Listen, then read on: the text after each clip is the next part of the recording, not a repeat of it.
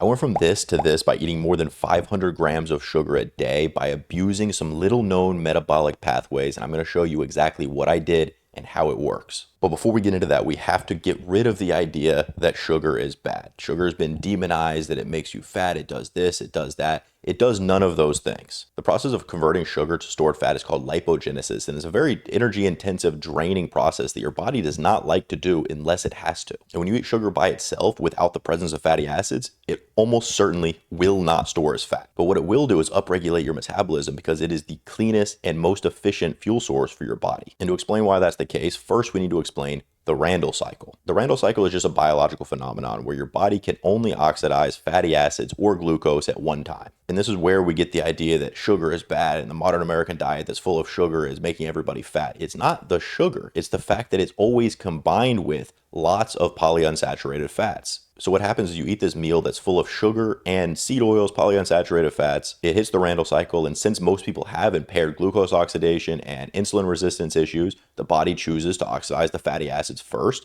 sends the sugar to the bloodstream, insulin spikes, and your body goes into storage mode. But it's not the sugar that's doing that, it's the combination of sugar and fats together, along with impaired glucose metabolism. But still, none of that actually explains how I lost so much fat while eating so much sugar and without actually lowering my calories at all. And don't worry, after we explain the mechanisms, I'll get into what I was actually eating on a day-to-day basis and the other things that I was doing to make this happen. But one of the main things that I was trying to take advantage of here is that when you overfeed glucose in the absence of amino acids and fatty acids, it upregulates something called FGF21, otherwise known as fibroblast growth factor 21. And when this hormone is elevated, it absolutely cranks up your metabolism and essentially turns you into a human furnace. And this is because certain amino acids like leucine, isoleucine, cysteine, and methionine are rate limiters to the metabolism, which means when you're eating protein, there's a cap on how fast your metabolism can work because of these amino acids. But when you take away those amino acids and then shove in a bunch of glucose into the system, your body upregulates FGF21 and it upregulates the speed at which you're producing energy from the sugar. And then when you combine that with something else I did, which is high dose thiamine, your body essentially turns into a blast furnace. And that's because thiamine, or vitamin B1, is a critical cofactor in oxidative metabolism. But it's unique to the other cofactors such as selenium, other B vitamins, magnesium,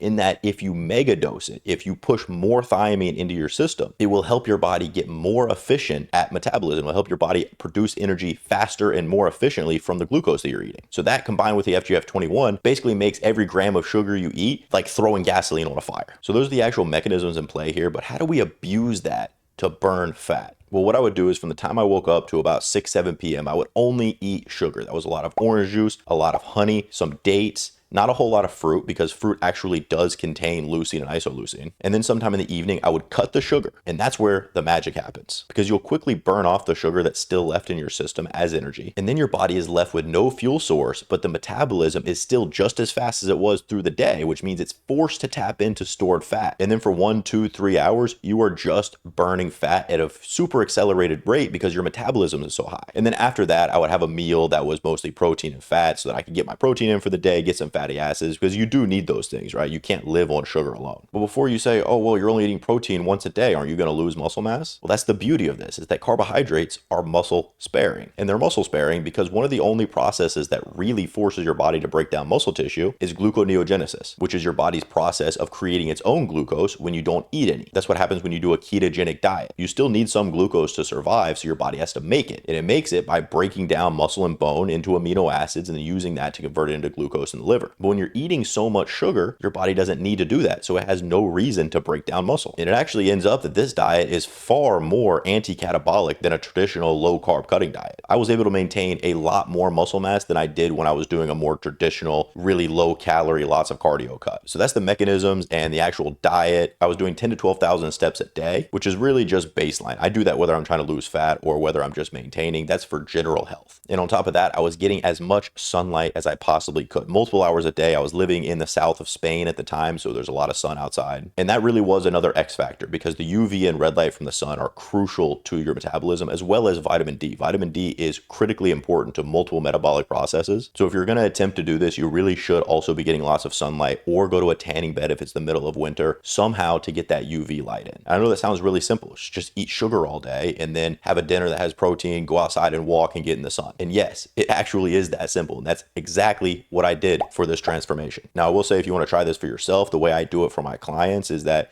we don't go straight to sugar all day and then one meal at the end of the day. You do want to progressively overload this a little bit. So I would start out with just thiamine in the morning and sugar from the time you wake up to maybe noon, 1 o'clock, and then have, 2 regular meals after that. And then over time, continually push back that sugar window until you're at the point where you're eating only 1 meal a day that has no carbs in it after sugar all day. But you really want to milk every little bit of fat loss out of every stage that you can if you want to make this work longer term. But then once you do get there, your metabolism is going to be very upregulated. So when you go back to a more normal diet model, it's going to be so much easier to stay lean and you're going to be able to eat a lot more calories in general. And if you want to learn more about metabolism, energy production, why this stuff is so important, make sure you subscribe. Follow me on Instagram, follow me on Twitter. I'm ReeceBrah everywhere.